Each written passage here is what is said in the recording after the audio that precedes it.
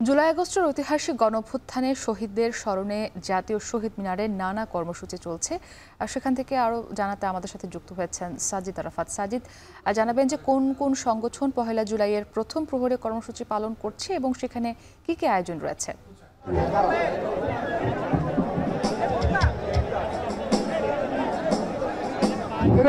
সময় কাটা ঘুরে আবারও সেই যে জুলাই, যে গণঅভ্যুত্থানের জুলাই দেখেছিলাম আমরা পুরো বাঙালির জাতি 2024 সালে, সেটি 2025 সালে সেই জুলাইয়ের দ্বার প্রান্তে আমরা রয়েছি। আর কিছুক্ষণ পরেই পহেলা জুলাই এবং সেই জুলাইকে স্মরণ করার জন্য জুলাই যে শহীদ হয়েছিলেন, যারা জীবন দিয়েছিলেন এই যে আধিপত্যবাদের বিরুদ্ধে 16 বছরের যে স্বৈর শাসন জেঁকে বসেছিল বাংলাদেশের ওপর, তার বিরুদ্ধে যে আন্দোলন হয়েছিল, সেই আন্দোলনে যারা শহীদ হয়েছিলেন তাদের স্মরণে আজকে এই শহীদ মিনারে সমবেত হয়েছে বাংলাদেশ জাতীয়তাবাদী দল বিএনপি, তার যে অঙ্গ সহযোগী সংগঠন রয়েছে, ছাত্রদল, যুবদল, স্বেচ্ছাসেবক দল সহ বিভিন্ন যে তাদের নেতাকর্মীরা রয়েছে, তারা এখানে সমবেত হয়েছে এই মুহূর্তে। এবং তারা যেটি কর্মসূচি রয়েছে, তাদের সমবেত জাতীয় সঙ্গীত গাইবে এবং মোমবাতি প্রজ্বলন করবে। অর্থাৎ জুলাই আগস্টের যে গণ অভ্যুত্থানে যারা শহীদ হয়েছে, যে আন্দোলন করতে গিয়ে যারা একেবারে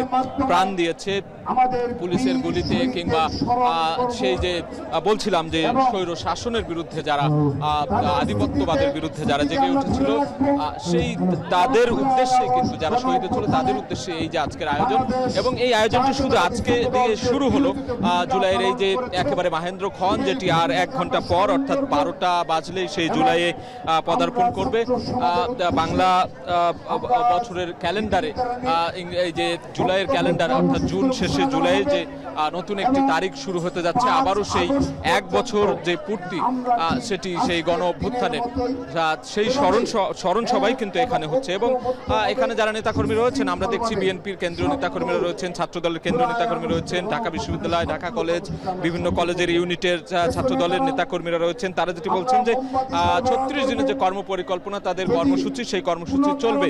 এবং শহীদদের স্মরণ, যারা ছাত্রদলের নেতাকর্মী যারা জীবন দিয়েছেন, বা বিএনপির যে অগণিত নেতাকর্মী এই আন্দোলন গণ অভ্যুত্থানে যারা জীবন দিয়েছেন, শহীদ হয়েছেন, তাদের স্মরণে, এছাড়া ছাত্র জনতার আপামর বাংলাদেশে 1000-এরও বেশি অর্থাৎ 1400 মানুষ যে জীবন দিয়েছেন, যেই মানুষদের জীবনের বিনিময়ে এই যে নতুন বাংলাদেশের স্বপ্ন, ইনক্লুসিভ বাংলাদেশের স্বপ্ন দেখাচ্ছে এখন, সেই স্বপ্নের দ্বার প্রান্তে এসে কিন্তু সবাইকে স্মরণ করছে।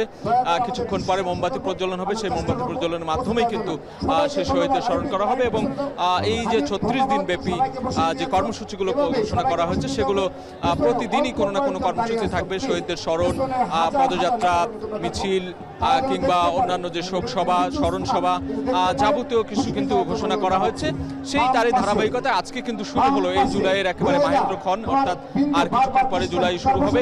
সেই জুলাইয়ের দ্বার প্রান্তে এসে 1 বছর আগের যে গণ অভ্যুত্থান, তাকে স্মরণ করেই আজকের এই স্মরণ সভা অনুষ্ঠিত হচ্ছে এখানে কেন্দ্রীয় শহীদ মিনার। এবং এই কার্যক্রম আর কিছুক্ষণের মধ্যে শুরু হবে। তো এই ছিল এখানে জাতীয়তাবাদী ছাত্রদল, যুবদল এবং কেন্দ্রীয় বিএনপির যে কর্মসূচি, সেই কর্মসূচির সবশেষ খবর।